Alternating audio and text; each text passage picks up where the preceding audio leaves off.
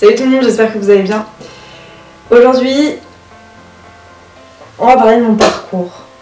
Alors mon parcours, pas de golf, je vous rassure tout de suite. Je suis pas du tout venue là pour vous parler de ça. Peut-être pour parler de quelque chose qui peut en intéresser. Parce que j'ai fait médecine. Et je vais vous parler de médecine. Enfin, de mon vécu de médecine. Donc déjà j'ai eu un bac scientifique. Sans mention, sans rien, juste avec 10,1 de moyenne. Je l'ai eu, c'est tout ce qui compte. Ric-rac, mais je l'ai eu. Et ensuite j'ai décidé de faire la PACES, première année commune aux études de santé.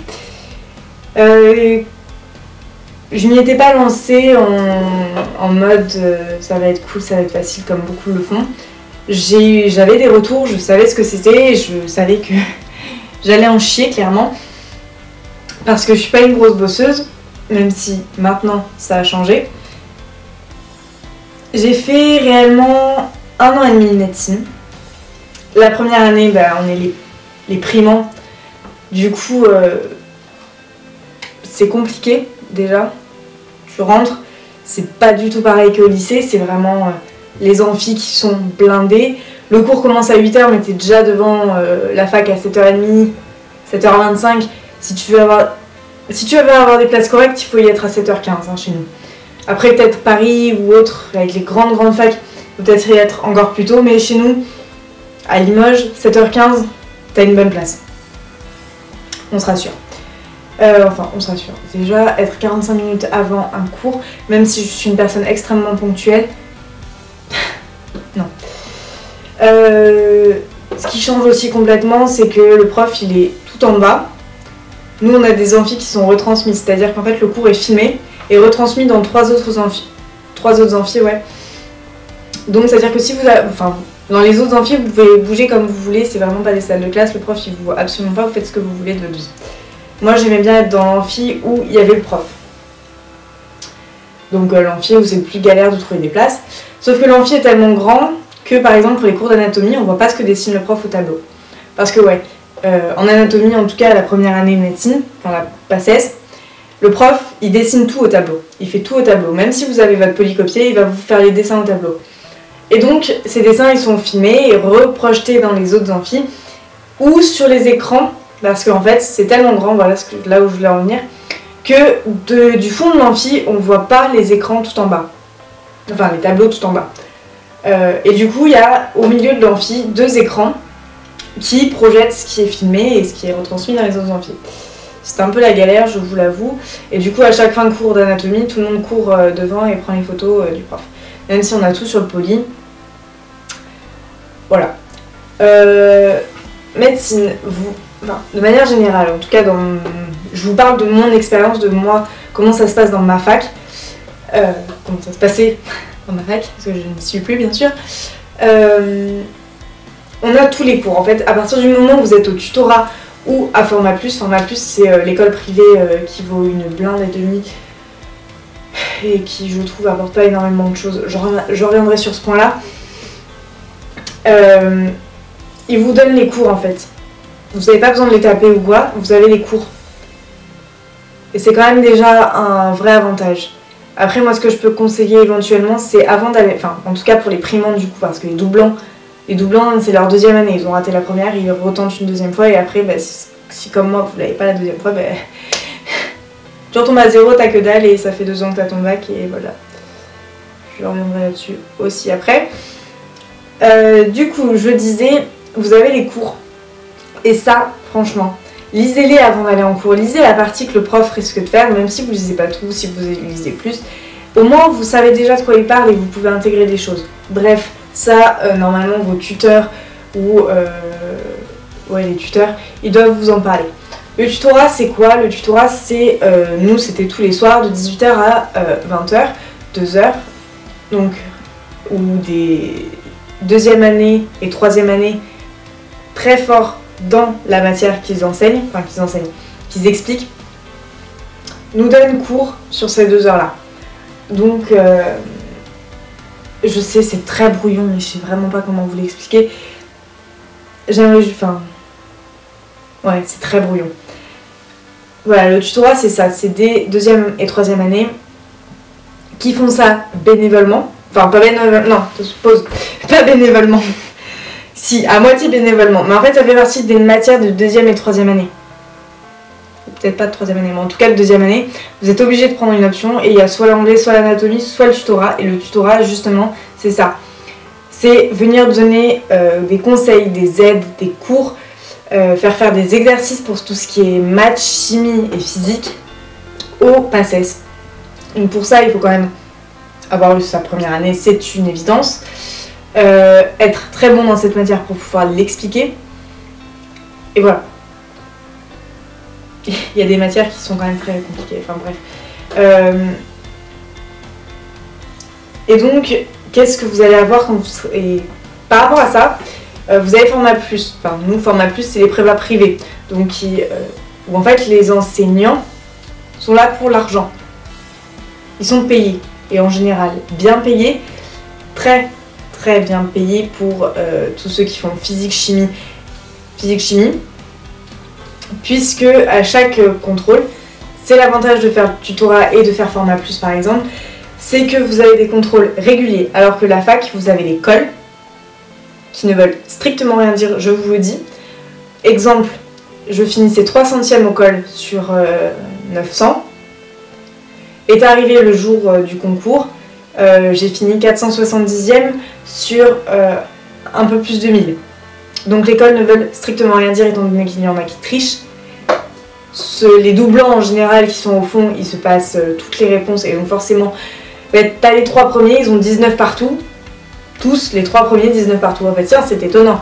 Ou au col, vous avez le droit d'avoir le téléphone. Enfin, pas le droit, mais on s'en fout. Si vous avez votre téléphone, c'est votre problème après. Enfin, je vous le dis, c'est juste... faites-les pour vous, l'école. Un entraînement pour vous. Et en plus de ça, nous, l'école, tu faisais celle de l'année précédente, tu retombais sur la même. Hein, donc ça n'avait vraiment aucun intérêt. Il suffisait d'apprendre la colle de l'année précédente pour se taper une super bonne note. Donc ça n'avait pas d'intérêt. L'école, ça n'a pas spécialement d'intérêt. Faites-les pour vous entraîner, pour voilà, voir où vous en êtes. Vous faites pas l'école des années précédentes ou quoi, parce que vous risquez de retomber sur la même chose. Voilà. J'ai à peu près tout dit. Après les unités d'enseignement, ça dépend je pense un peu des facs. Nous l'UE1 c'était unité d'enseignement UE. 1 c'était la chimie, UE2 c'était la biologie, biocellulaire, etc. UE3 c'était la physique, on va dire ça comme ça. Ouais, la physique. UE4 bah, c'était les maths, qui était coef 0,5 pour médecine en tout cas. UE5 c'était l'anatomie. UE6 qui est au 2e semestre, c'est la pharmacologie. UE7 1 sciences sociales.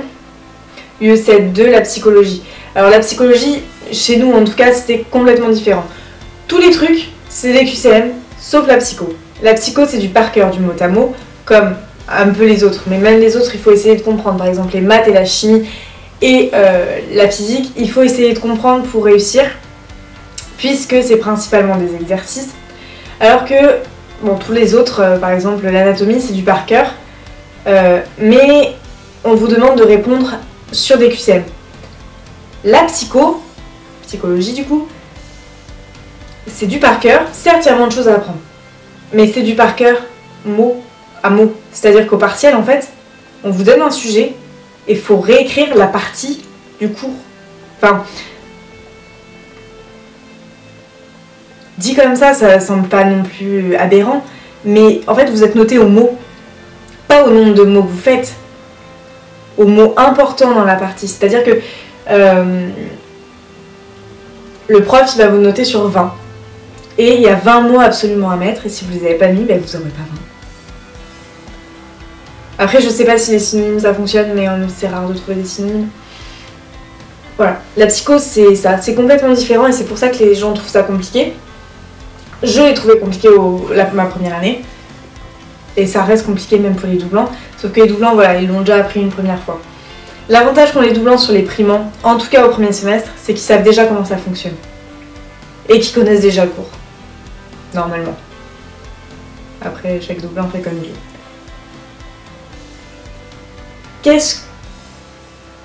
à quoi vous attendre quand vous allez rentrer en PACES. Moi, clairement, j'ai failli perdre mes potes. Et dont ma meilleure amie, qui elle est en infirmière. Parce que ben, vous pouvez plus sortir. Même aller boire un coup, ça va vous prendre du temps et du coup, vous pouvez pas travailler, vous perdez du temps. Alors certes, il faut faire des pauses. Moi, je m'accordais une pause par mois. Une soirée par mois. Après, il y en a qui s'en accordent pas du tout et s'en sortent très bien. Il y en a qui s'accordent ça une fois par semaine. S'en sortent très bien. Voilà, moi je suis pas spécialement une tête et la preuve... Enfin, non, je vais pas dire la preuve, j'ai pas eu médecine. Parce que non, c'est pas être intelligent d'avoir médecine. Je suis désolée hein, pour tous ceux qui auront médecine. C'est pas parce que vous savez répondre à des QCM que vous êtes intelligent. Ça, je suis désolée. Il y a des... Mes parents sont médecins et voient arriver des abrutis, je vous promets, des abrutis. Donc avoir médecine ne prouve pas votre niveau d'intelligence. Je suis désolée de vous le dire, mais voilà. C'est pas parce que vous savez répondre à des QCM que vous saurez soigner les gens, que vous saurez être proche des patients. Même si les médecins maintenant ne sont plus proches des patients, ils sont plus dans la paperasse. Bref, après chacun décide de faire ce qu'il a envie de faire. J'en connais plein qui font médecine juste parce que les médecins, ça gagne bien. Donc vous risquez de perdre vos potes, plus de sorties, ou du moins très très peu.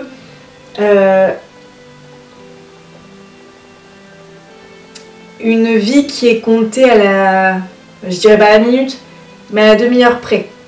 C'est-à-dire que les cours on finissait à midi. On n'a pas cours l'après-midi en général, sauf des TD en fac. Donc on finissait à midi. Je rentrais, chez moi il était 12h20. Mes parents étaient déjà là, ils avaient déjà tout préparé. J'ai la chance d'être chez mes parents et d'avoir des parents qui comprennent ce que c'est. Donc tout était préparé. 12h20, on va dire 13h, j'avais fini de manger. 13h05, j'étais au bureau. J'avais tutorat à 18h, donc il fallait que je parte à 17h30 de chez moi. J'ai arrêté de travailler à 17h. Donc ce qui fait déjà 4 heures de travail, sans pause, juste avec toilette. Sans pause. Du coup, 17h30, je prenais enfin ma pause. Je mangeais un truc, je regardais un peu la télé, 17h30, 17h15. 17h30, je pars au tutorat. Là, 2 heures, soit de contrôle et de correction de contrôle, soit d'exercice. Je rentre, il est 20h20. J'ai fini de manger les 21h. Je retourne travailler. Bon, j'ai des amis qui travaillent jusqu'à 1h du matin. Moi, c'est pas possible, j'ai besoin de sommeil, énormément de sommeil. Du coup, à 22h, 22h30 max, j'étais au lit. Et les week-ends, c'est pas vraiment des week-ends en fait. C'est 7h30 debout, 8h sur le bureau. À 12h30, on va manger. À 13h, on a fini. Ensuite, on fait la pause de 16h. On retravaille jusqu'à 19h30. À 19h30, on mange. À 20h, 20h30, ça dépend vraiment à quelle heure on a mangé. On retourne travailler jusqu'à 22h. Et ça, tous les week-ends. Sauf le week-end, vous vous accordez une soirée, et là vous vous accordez la soirée, c'est-à-dire que vous arrêtez de travailler à 19h, vous préparez, mais à 22h30, 23h, vous êtes chez vous pour pouvoir retravailler le lendemain. C'est une décision, c'est une envie, c'était pas fait pour moi. J'ai réussi à faire ce rythme de travail, je l'ai tenu, je l'ai géré, mais médecine, c'était pas ma manière de fonctionner. Je crois que j'ai bien réussi ma psycho, je le saurai dans quelques jours de toute manière. Mais les QCM, les réponses aux QCM, c'était pas pour moi. Tout simplement parce que je suis peut-être pas assez consciencieuse. Enfin, je suis consciencieuse, mais je lis pas bien les choses. Voilà, je lis pas bien les choses. C'est-à-dire que si on vous demande les artères machin se divisent à tel endroit, ou l'artère machin se divise à tel endroit, ben ouais, ben il y en a deux, du coup c'est les, donc l'artère machin, ben c'est faux. Voilà, ça c'était un piège. Un pluriel, un singulier. Je suis tombée dedans, hein. Ou les pièges couillons, elles se divisent en C4 alors qu'elles se divisent en L4. Voilà. Voilà, c'est vraiment faire attention à la petite bête, comme quoi par exemple les ostéoblastes, bah, ils bâtissent, les ostéoclastes ils cassent. Du coup, celui qui va créer l'os, c'est celui qui bâtit. Donc si vous mettez les ostéoclastes créer l'os, bah, c'est faux, c'est eux qui le cassent. Enfin, bref, je vais pas rentrer dans les détails de médecine. Ceux qui iront en médecine, ceux qui ont fait passer savent de quoi je parle, et ceux qui vont y aller verront. Mais voilà, si vous voulez faire médecine, lisez à fond les choses.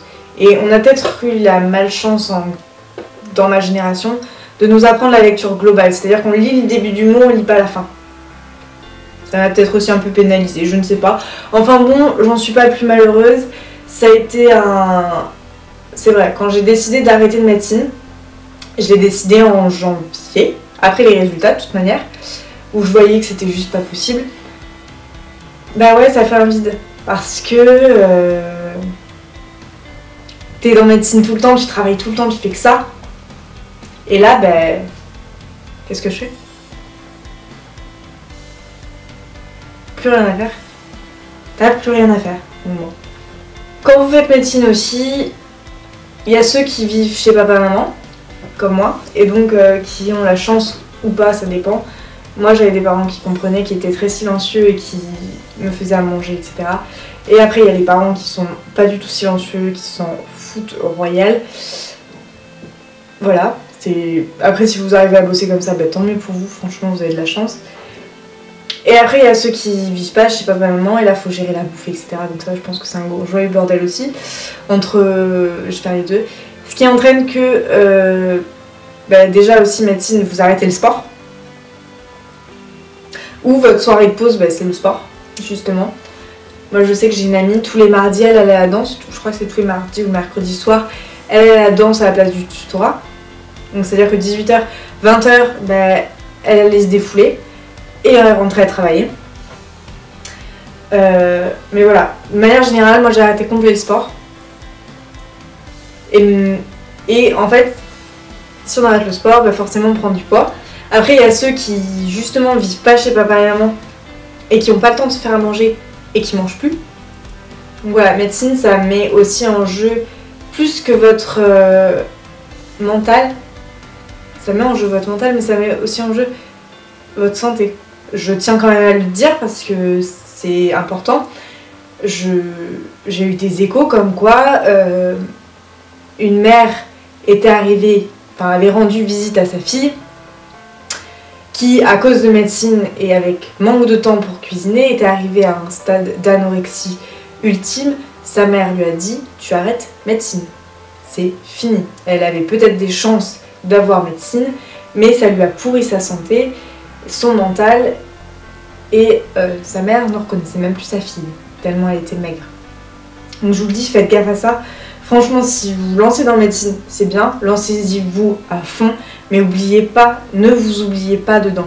C'est ce que je veux aussi vous dire. Médecine détruit. Enfin, si vous réussissez, tant mieux, hein, franchement, tant mieux. Mais pour ceux qui ne réussissent pas, médecine peut détruire. Franchement, moi, ça a été dur de me dire que j'ai arrêté médecine. C'est même dur maintenant, après 5 mois. C'est toujours un vide. Enfin, toujours un vide. Pour vous dire, mon bureau est encore comme il était quand j'étais en médecine. J'ai encore mes cours de médecine qui sont juste là. Oui, mes cours, mes livres, tout est là encore.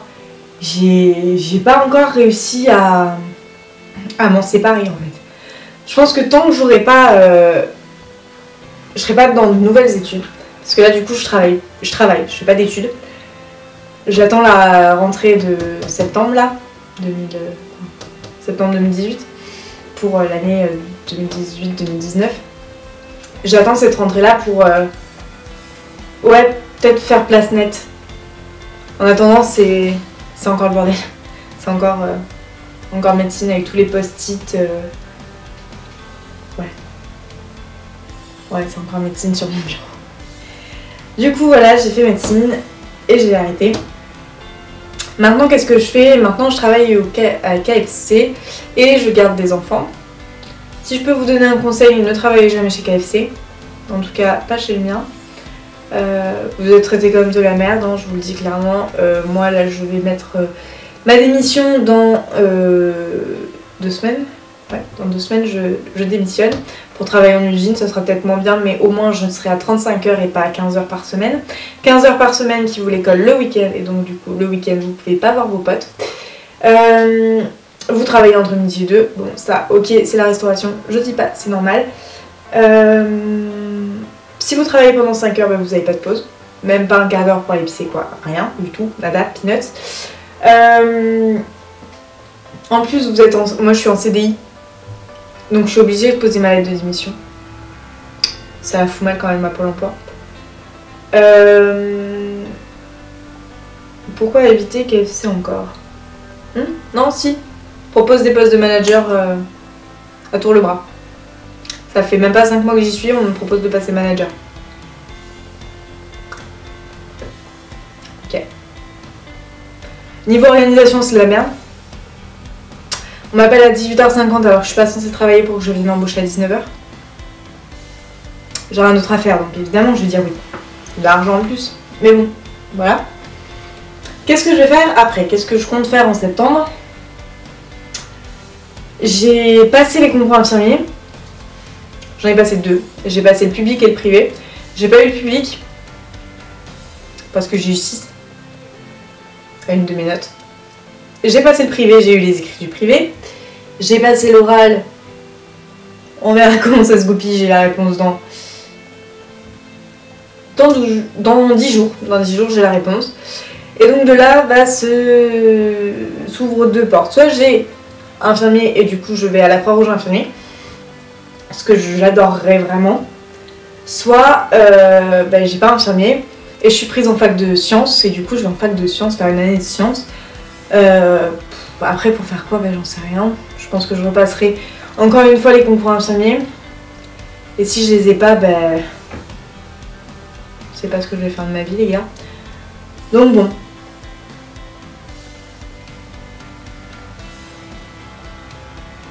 C'est tout pour moi, je vous ai dit tout ce que j'avais à vous dire. Si jamais vous avez des questions sur médecine ou besoin de parler après un arrêt de médecine, vous n'hésitez pas à m'envoyer un message par exemple sur Instagram. Mon Insta est dans la barre d'infos. Je réponds. Ou juste en commentaire. Je réponds aussi. Et mes lunettes. Je réponds à tout le monde en général. J'ai le temps de le faire donc je le fais. Clairement, tant que je peux, je le fais. Et du coup, c'est tout pour moi. Je vous dis à une prochaine vidéo et à bientôt. Bye bye.